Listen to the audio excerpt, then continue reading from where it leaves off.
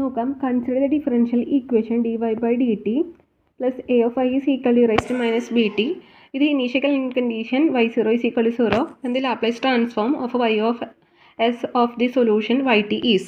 അതായത് Laplace transform നമുക്ക് first നോക്കാൻ വെച്ചാൽ ലാപ്ലേസ് ട്രാൻസ്ഫോർമേഷൻ ഓഫ് dy/dt തുടങ്ങാം. Laplace transformation of dy/dt plus constant ആണ്, ഇവനെ പുറത്തിറക്കി Laplace transformation of y is equal to Laplace transformation e raised to minus bt ആണ്. ഇവനെ ലാപ്ലേസ് ട്രാൻസ്ഫോർമേഷൻ എങ്ങനെയാണ് നമുക്കറിയാം.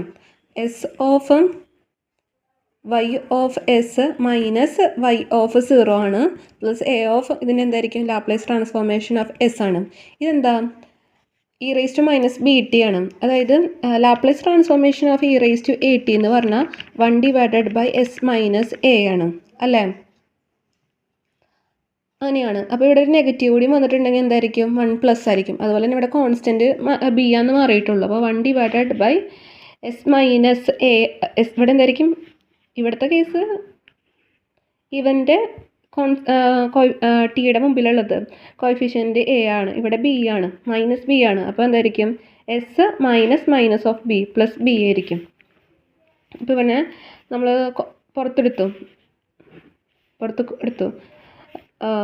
ഒന്നല്ലെങ്കിൽ L of I of S എന്ന് നമുക്ക് എഴുതാൻ പറ്റും. അതായത് ഒന്നല്ലെങ്കിൽ എൽ ഓഫ് ലാപ്ലേസ് ട്രാൻസ്ഫോർമേഷൻ കണ്ടുപിടിക്കുന്നത് ഇവൻ്റെയാണ്.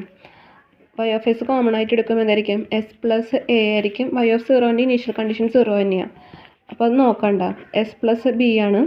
അതായത് y ഓഫ് എസ് എന്ന് പറയുന്നത് 1 divided by s plus A S plus B ആണ്.